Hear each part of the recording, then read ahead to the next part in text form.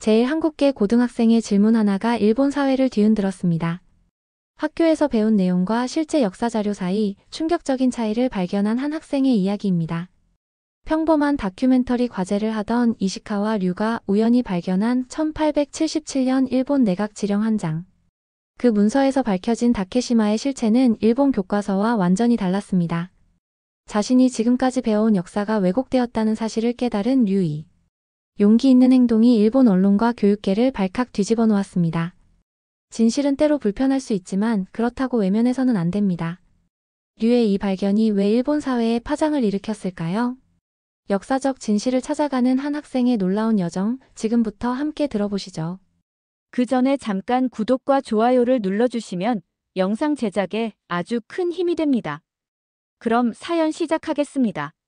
저는 오사카에 있는 사립고등학교 2학년생 이시카와 류입니다. 부모님은 제1한국인이지만 저는 일본에서 태어나 자랐죠. 평범한 학생이었어요. 그런 제가 이런 일에 휘말리게 될 줄은 꿈에도 몰랐습니다. 다큐멘터리 동아리에서 연말 발표 과제를 받았어요. 주제는 자유였지만 뭔가 의미 있는 걸 해보고 싶었습니다. 여러 주제를 고민하다가 일본의 영토 변화사를 택했죠. 단순한 호기심이었어요. 집에서 컴퓨터를 켜고 자료를 찾기 시작했습니다. 메이지 시대부터 현재까지 일본 영토가 어떻게 바뀌었는지 정리하려고 했어요. 그런데 검색하다가 이상한 걸 발견했습니다. 다케시마라는 섬에 대한 설명이었어요. 교과서에서는 다케시마가 일본 고유 영토라고 배웠습니다. 하지만 인터넷에서 찾은 자료들은 뭔가 달랐어요. 특히 외국 사이트들에서는 이 섬을 독도라고 부르며 한국 땅이라고 나와 있었습니다.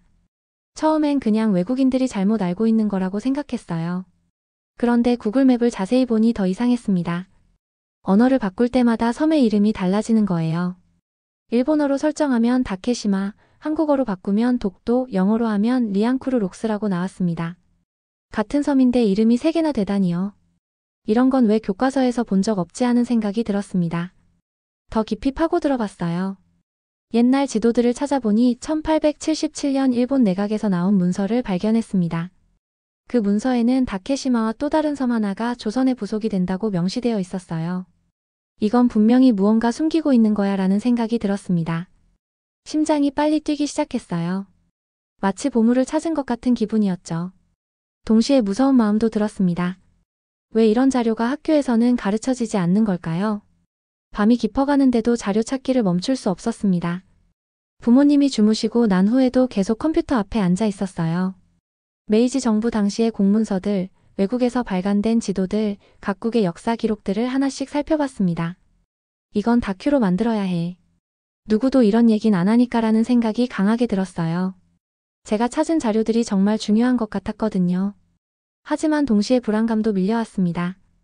이런 걸 파헤치다가 문제가 생기지 않을까 하는 걱정이었죠.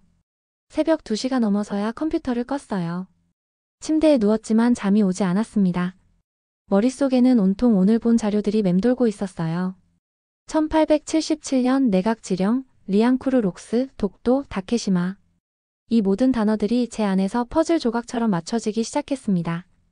다음날 아침 저는 아버지께 찾은 자료들을 보여드렸습니다. 아버지는 지역 신문사에서 기자로 일하셨거든요. 분명히 도움이 될 거라고 생각했어요. 하지만 아버지의 반응은 예상과 달랐습니다. 아버지는 제 노트북 화면을 잠깐 보시더니 얼굴이 굳어졌어요. 그리고는 조용한 목소리로 말씀하셨습니다. 이 문제에 손 대지 마. 너 잘못되기 싫다고요. 저는 당황했어요. 왜 역사 자료를 조사하는 게 잘못된 일인지 이해할 수 없었거든요. 류야, 넌 아직 어려서 모르는 거야. 이런 건 건드리면 안 되라고 아버지가 말씀하셨습니다. 기자였던 아버지가 왜 진실을 찾는 걸 막으시는 건지 의아했어요. 더 자세히 설명해달라고 했지만 아버지는 그냥 공부나 열심히 하라고만 하셨죠. 어머니께도 말씀드려봤습니다. 어머니는 한국에서 태어나셨으니까 다른 관점을 들을 수 있을 거라고 생각했어요. 하지만 어머니의 대답도 비슷했습니다. 이 나라에선 진실 말하는 게 위험해. 조용히 살아야 한다고 하셨거든요. 부모님 2분 모두 저를 막으시니까 더 혼란스러웠어요. 집안이 갑자기 무거운 분위기가 됐습니다. 아버지는 평소보다 말씀이 없으셨고 어머니는 자꾸 한숨을 쉬셨어요. 제가 뭔가 큰 실수를 한 것 같은 기분이었죠. 학교에서도 마찬가지였습니다. 담임 선생님께 1877년 내각 지령에 대해 질문했어요. 하지만 선생님은 교과서가 기준이다라고만 반복하셨습니다. 그 문서가 정말 존재하는지 확인해달라고 했는데도 대답을 피하시더군요.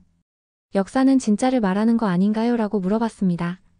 선생님은 잠시 말없이 저를 보시더니 수업 시간에는 교과서 내용만 다루자고 하셨어요. 그리고 개인적인 관심사는 따로 공부하라고 덧붙이셨죠. 점심시간에 친구들과 이야기해봤어요. 하지만 아무도 관심을 보이지 않았습니다. 정치적인 얘기는 복잡하니까 하지 말자고 하더군요. 심지어 한 친구는 그런 걸 왜 파헤치냐며 짜증을 냈어요. 가족까지 날 막는다면 이건 진짜 뭔가 있는 거잖아 라는 생각이 들었습니다. 오히려 더 궁금해졌어요. 왜 모든 사람들이 이 문제만큼은 건드리려 하지 않는 걸까요? 분명히 중요한 이유가 있을 거라고 생각했습니다. 그날 밤부터 저는 혼자 작업을 시작했어요. 부모님이 주무신 후 조용히 방에서 자료를 정리했습니다. 찾은 문서들을 하나씩 스크린샷으로 저장하고 영상 편집 프로그램을 켜서 간단한 구성을 짜봤어요. 다큐멘터리 제목을 정했습니다. 다케시마 교과서 밖의 진실이라고요. 사실 무서웠어요. 모든 사람이 반대하는데 혼자서 이런 걸 만드는 게 맞는지 확신이 서지 않았거든요. 하지만 포기할 수는 없었습니다. 밤마다 몰래 작업하는 게 습관이 됐어요. 부모님은 제가 일찍 잔다고 생각하시겠지만 실제로는 새벽까지 깨어 있었죠. 1905년 심한해형 고시 각국의 옛 지도들, 국제법 관련 자료들을 차근차근 모았습니다. 드디어 발표 날이 왔습니다. 며칠 밤을 새워 만든 자료를 USB에 담아서 학교로 향했어요. 손에 땀이 나고 심장이 빨리 뛰었습니다. 하지만 이제 돌아갈 수는 없었어요. 다큐멘터리 동아리 시간이 시작됐습니다. 다른 친구들은 K-팝의 세계와 일본 애니메이션의 역사 같은 안전한 주제들을 발표했어요. 모두들 재미있게 들었고 박수도 많이 받았죠. 제 차례가 다가올수록 긴장감이 높아졌습니다. 마지막 순서가 제 차례였어요. 프로젝터에 제목을 띄웠습니다. 다케시마 교과서 밖의 진실. 교실 분위기가 갑자기 조용해졌어요. 선생님의 얼굴도 약간 굳어지는 게 보였습니다. 저는 차분하게 발표를 시작했어요. 먼저 1877년 일본 내각의 지령 문서를 보여드렸습니다. 다케시마는 메이지 정부 당시 조선 땅이었다는 문서가 있다고 설명했어요. 그리고 1905년 러일 전쟁 중에 일본이 이 섬을 편입했다는 사실도 덧붙였죠. 교실이 완전히 조용해졌습니다. 평소 시끄럽던 친구들도 말없이 화면을 바라봤어요. 선생님은 팔짱을 끼고 계셨는데 표정이 점점 경직되는 게 느껴졌습니다. 다른 나라 지도에서는 왜 다케시마가 조선 땅으로 나올까요? 라고 질문을 던졌어요. 1899년 대한제국 칙령 제41호도 보여드렸습니다. 이 문서에는 울릉도와 함께 석도라는 이름으로 이 섬이 언급되어 있었거든요. 발표가 끝나자 교실은 정적에 휩싸였습니다. 박수는 듣지 못한 몇 명만 쳤어요. 대부분의 친구들은 당황한 표정으로 저를 바라봤습니다. 무언가 금기를 건드린 것 같은 분위기였어요. 선생님이 일어서셨습니다. 수업 후 교무실로 오세요 라고 짧게 말씀하시더군요. 목소리에 화가 섞여 있는 게 분명했어요. 나머지 시간은 어색한 침묵 속에서 지나갔습니다. 수업이 끝나고 교무실로 갔습니다. 선생님은 제 자료를 다시 보시더니 한숨을 쉬셨어요. 이건 발표가 아니라 정치적 발언이라고 지적하셨습니다. 학교에서 이런 민감한 주제를 다루면 안 된다고 하시더군요. 이건 발표가 아니라 질문이었습니다 라고 대답했어요. 저는 단순히 역사적 사실을 제시한 것뿐이라고 설명했습니다. 하지만 선생님은 이해해주지 않으셨어요. 자료에 근거가 있어도 이런 주제는 교실에서 다루기 부적절하다고 하셨거든요. 며칠 후 더 큰 문제가 생겼습니다. 제가 만든 영상 일부가 교내 게시판에 올라간 거예요. 누군가 몰래 촬영해서 올린 것 같았습니다. 댓글들이 달리기 시작했어요. 찬성하는 의견도 있었지만 비난하는 글들이 더 많았죠. 제일 한국인이 일본 역사를 왜곡한다는 댓글도 보였어요. 마음이 아팠습니다. 저는 그냥 진실을 찾고 싶었을 뿐인데 이렇게 공격받을 줄 몰랐거든요. 친구들도 저를 피하기 시작했습니다. 학교 측에서 영상 공개 금지 요청을 받았어요. 더 이상 이런 내용을 퍼뜨리지 말라고 하셨습니다. 교장 선생님까지 나서서 제 부모님께 연락하겠다고 하시더군요. 상황이 점점 커지고 있었어요. 학교에서 완전히 고립된 기분이었어요. 복도에서 만나는 친구들도 어색하게 인사만 하고 지나갔습니다. 점심시간에도 혼자 앉아있는 날이 많아졌죠. 이런 일이 계속되면 정말 혼자가 될 것 같았어요. 그런데 어느 날 점심시간에 누군가 제 앞에 앉았습니다. 3학년 선배인 야마모토 켄지였어요. 다큐멘터리 동아리 부장이셨는데 평소에는 말을 섞어본 적이 없었거든요. 갑자기 왜 오셨나 싶어 당황했습니다. 켄지 선배가 조용한 목소리로 말씀하셨어요. 작년에 나도 비슷한 주제로 징계받았어. 너 혼자가 아니라고 하시더군요. 선배도 비슷한 경험이 있으시다는 걸 처음 알았습니다. 갑자기 마음이 가벼워지는 기분이었어요. 선배는 자신의 이야기를 들려주셨습니다. 작년에 위안부 문제를 다룬 다큐멘터리를 만들려다 학교 측의 제재를 받았다고 하셨어요. 결국 주제를 바꿔야 했다고 하시더군요. 하지만 포기하지 않고 개인적으로 자료를 모으고 있다고 했습니다. 우리 둘 다 같은 벽 앞에 서 있는 거야 라고 선배가 말씀하셨어요. 처음으로 이해받는 기분이었습니다. 지금까지 아무도 제 마음을 알아주지 않았는데 선배만큼은 달랐어요. 눈물이 날 것 같았지만 참았습니다. 방과 후 선배와 함께 도서관에 갔어요. 선배가 모은 자료들을 보여주셨습니다. 1905년 내각회의 문서도 있었고 시마네형 고시 원문도 있었어요. 제가 찾지 못한 자료들까지 많이 가지고 계셨습니다. 이건 역사적 사실이지 정치가 아니야 라고 선배가 말씀하셨어요. 선배도 저와 같은 생각이었습니다. 역사는 있는 그대로 말해야 한다고 믿고 계셨어요. 정치적 해석을 떠나서 사실 자체가 중요하다고 하시더군요. 둘이서 자료를 함께 분석하기 시작했습니다. 1877년 내각 지령뿐만 아니라 그 이후의 문서들도 살펴봤어요. 1900년 대한제국의 칙령, 1905년 일본의 영토 편입 과정, 그리고 해방 후의 상황까지 시간순으로 정리했습니다. 켄지 선배가 말씀하셨어요. 역사는 나이든 이들이 독점할 수 없어. 우리도 알 권리가 있다고 하시더군요. 맞는 말씀이었어요. 왜 진실을 아는 것조차 금기시되어야 하는지 이해할 수 없었거든요. 며칠 후 선배가 중요한 자료를 더 가져왔어요. 일본 외무성이 1951년 샌프란시스코 조약 체결 당시 작성한 내부 문서였습니다. 그 문서에는 다케시마의 지위에 대한 일본 정부의 고민이 담겨 있었어요. 이 자료를 보면서 문제가 단순하지 않다는 걸 깨달았습니다. 양쪽 모두 나름의 근거를 가지고 있었어요. 하지만 그렇다고 해서 일부 자료를 숨기는 게 옳다고 생각하지는 않았습니다.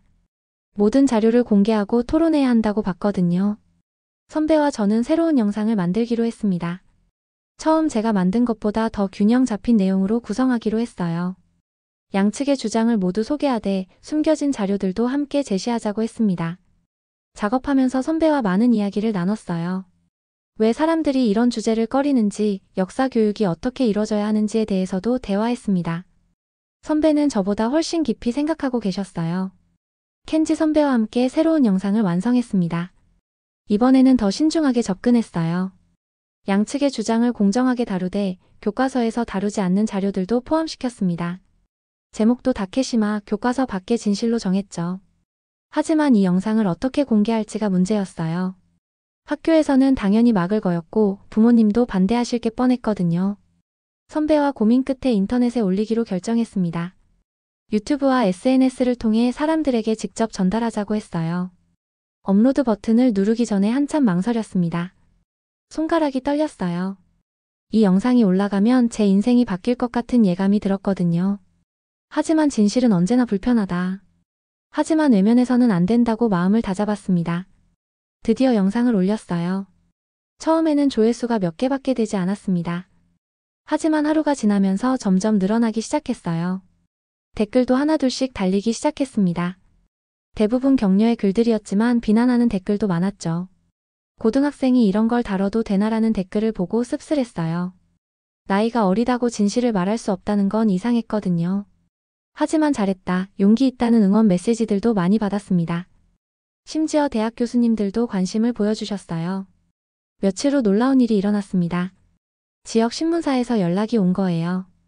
고등학생이 만든 독도 다큐멘터리가 화제라며 인터뷰 요청을 해왔습니다. 아버지가 기자였는데 다른 기자가 저를 취재하러 온다니 아이러니했어요. 인터뷰 당일 기자 아저씨가 오셨어요. 생각보다 친근한 분이었습니다. 왜 이런 주제를 선택했는지, 어려움은 없었는지 차근차근 물어보셨어요. 저는 솔직하게 대답했습니다. 단순히 궁금해서 시작한 일이라고 말씀드렸어요. 나는 이름을 걸었고 그 책임도 질 것이다라고 기자님께 말씀드렸습니다. 실제로 그런 마음이었어요. 이 일로 어떤 결과가 와도 후회하지 않겠다고 생각했거든요.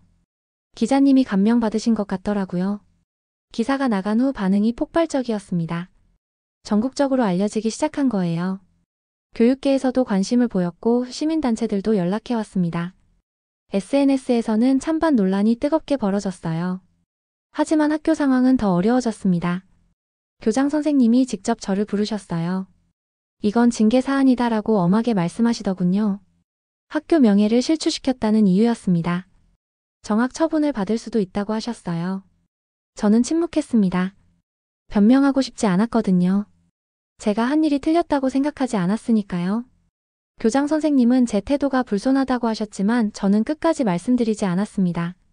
집에 돌아와서 부모님과 마주 앉았어요. 아버지는 화가 나셨고 어머니는 걱정스러워 하셨습니다. 왜 말리는데도 이런 일을 벌였냐고 꾸중받았어요. 하지만 저는 후회하지 않는다고 말씀드렸습니다. 그날 밤 혼자 방에 앉아 생각했어요. 정말 제가 잘못한 걸까요? 하지만 마음 한편으로는 뿌듯함도 있었습니다. 적어도 많은 사람들이 이 문제에 대해 관심을 갖게 되었으니까요. 진실을 알리는 첫걸음을 뗀 것 같았어요. 정학 처분은 면했지만 학교 생활은 완전히 달라졌어요. 선생님들은 저를 아예 없는 사람처럼 대하셨고 친구들도 거리를 두기 시작했습니다. 복도에서 마주쳐도 고개를 돌리거나 다른 길로 가더군요. 완전히 투명 인간이 된 기분이었어요. 점심시간마다 혼자 앉아 밥을 먹었습니다. 예전에는 시끄럽게 떠들던 친구들과의 추억이 아득하게 느껴졌어요. 가끔 누군가 제 뒤에서 수군거리는 소리가 들렸지만 신경 쓰지 않으려 했습니다. 집에서도 분위기가 무거웠어요. 아버지는 저와 거의 대화를 하지 않으셨고 어머니만 가끔 걱정스러운 눈빛으로 바라보셨죠. 식사 시간도 조용했습니다. 평소 가족이 함께 나누던 소소한 대화들이 사라졌어요. 다들 침묵한다. 그리고 날 비난한다. 내가 거짓을 말했나라는 생각이 들었습니다. 제가 제시한 자료들은 모두 사실이었는데 왜 이렇게 공격받아야 하는지 이해할 수 없었어요. 진실을 말하는 게 이렇게 힘든 일인 줄 몰랐습니다. 켄지 선배만이 유일한 위로였어요. 매일 점심시간마다 저를 찾아와 주셨거든요. 힘들지 않냐고 물어보시며 격려해 주셨습니다. 선배가 없었다면 정말 견디기 어려웠을 거예요. 어느 날 선배가 놀라운 소식을 전해주셨어요. 외부에서 강연 요청이 들어왔다는 거였습니다. 시민단체에서 고등학생의 시각으로 바라본 영토 문제에 대해 이야기해 달라고 했다더군요. 처음에는 믿기지 않았어요. 하지만 정말이었습니다. 평화통일시민연대라는 단체에서 공식적으로 초청장까지 보내왔어요. 제 영상을 본 회원들이 감동받았다고 하더군요. 고등학생이 이렇게 용기 있게 나선 것이 대단하다고 평가해 주셨습니다. 더 놀라운 일도 있었어요. KBS 일본 특파원에서 인터뷰 요청이 온 거였습니다. 한국 방송사에서 제게 관심을 보인다니 실감이 나지 않았어요. 하지만 동시에 부담감도 컸습니다. 제가 말 한마디 잘못하면 큰 문제가 될 수 있겠다는 생각이 들었거든요. 나는 역사를 믿었다. 하지만 역사는 나를 믿지 않는 것 같다고 일기에 썼어요. 모든 사람이 저를 의심하는 것 같았거든요. 진실을 말했을 뿐인데 왜 이렇게 고립되어야 하는지 답답했습니다. 며칠 동안 학교를 쉬었어요. 더 이상 그 시선들을 견딜 수 없었거든요. 집에서 혼자 영상의 후속편을 준비했습니다. 이번에는 국제법적 관점에서 접근해 보기로 했어요. 감정보다는 법리적 근거를 중심으로 구성하려 했습니다. 자료를 찾다가 샌프란시스코 조약 체결 과정에서 벌어진 논쟁들을 발견했어요. 미국과 영국의 입장 차이, 한국 정부의 요청, 일본의 반박 등이 복잡하게 얽혀 있었습니다. 단순한 문제가 아니라는 걸 다시 한번 깨달았어요. 지금 이 선택이 내 미래를 바꾸겠지라는 생각이 들었습니다. KBS 인터뷰를 받을지 시민단체 강연에 나갈지 진지하게 고민했어요. 한 번 더 나서면 정말 돌이킬 수 없는 길에 들어서는 것 같았거든요. 하지만 포기하고 싶지는 않았어요. 여기까지 온 이상 끝까지 가보고 싶었습니다. 혼자서도 할 수 있다는 걸 증명하고 싶었어요. 모든 사람이 등을 돌려도 진실은 변하지 않는다고 믿고 있었거든요. 결국 KBS 인터뷰를 받기로 했습니다. 더 이상 숨어 있을 수는 없었어요. 특파원 기자분이 오사카까지 오셨는데 정중하고 따뜻한 분이었습니다. 인터뷰 전에 긴장하지 말라고 격려해 주시더군요. 카메라 앞에 서니까 떨렸어요. 하지만 질문을 받으면서 차분해졌습니다. 왜 이런 주제를 다뤘는지, 어떤 어려움이 있었는지 솔직하게 대답했어요. 제가 찾은 자료들도 화면에 보여드렸습니다. 기자분이 마지막에 물어보셨어요. 후회하지 않느냐고요. 저는 망설임 없이 대답했습니다. 진실을 아는 것에 후회는 없다고요. 다만 이렇게 많은 사람들이 불편해할 줄은 몰랐다고 덧붙였어요.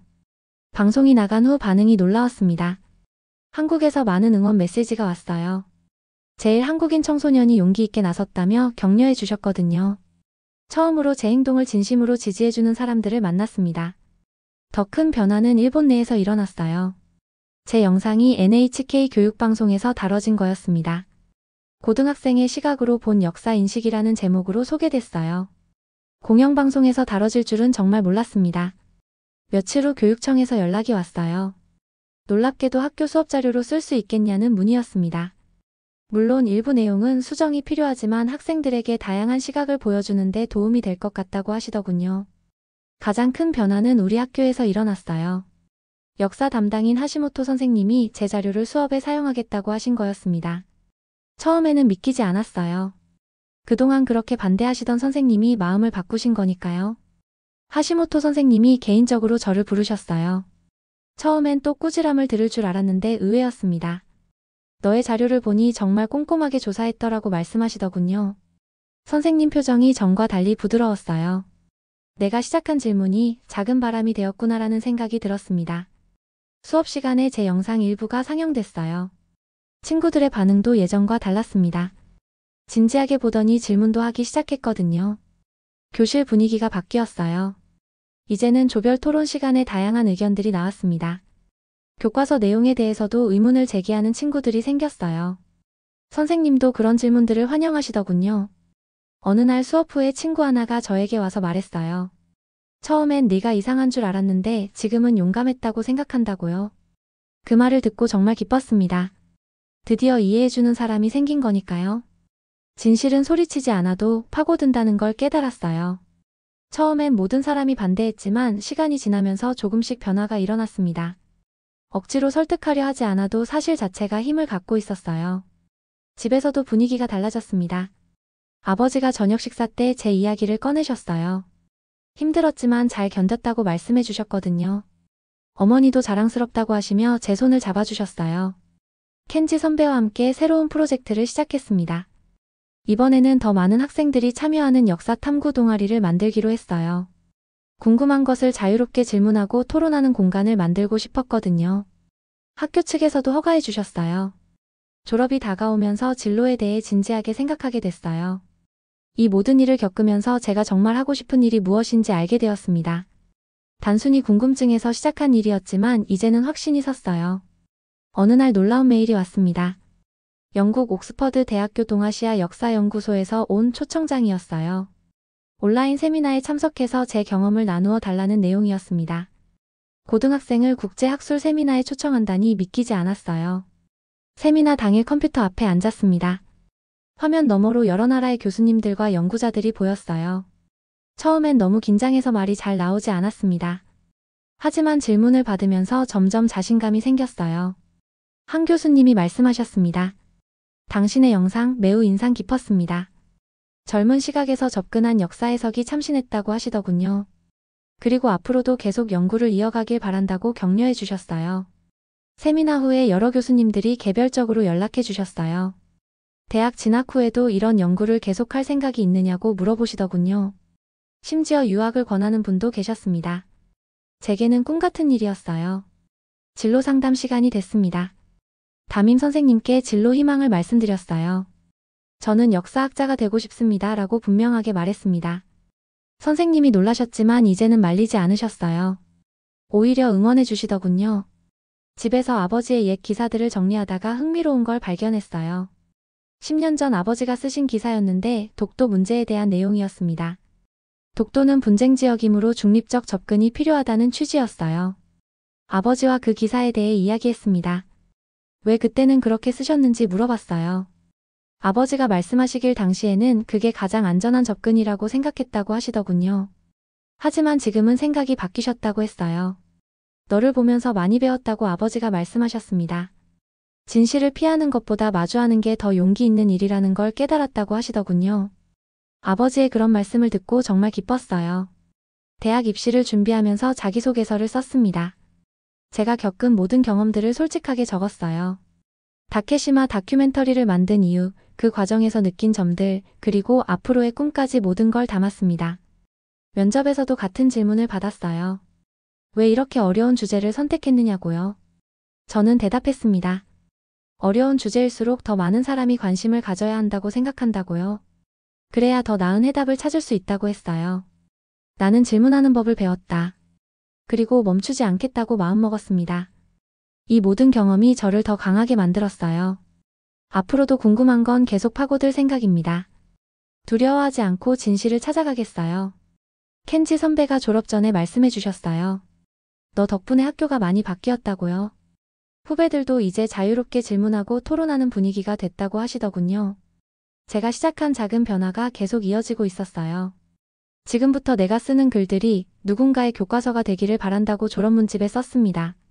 언젠가 제가 역사학자가 되면 숨겨진 진실들을 더 많이 밝혀내고 싶어요. 그래서 다음 세대 학생들은 더 완전한 역사를 배울 수 있게 하고 싶습니다. 이제 새로운 시작입니다. 대학에서는 더 깊이 있는 연구를 할 수 있을 거예요. 그리고 언젠가는 정말로 역사의 진실을 밝히는 학자가 되겠습니다. 그 꿈을 향해 한 걸음씩 나아가겠어요. 류의 용기 있는 질문이 세상을 조금씩 바꾸어 갔습니다. 여러분도 궁금한 것이 있다면 두려워하지 말고 질문해보세요. 진실은 언제나 우리 곁에 있으니까요. 내용이 도움이 되셨다면 구독과 좋아요 부탁드립니다. 다음 이야기도 기대해주세요.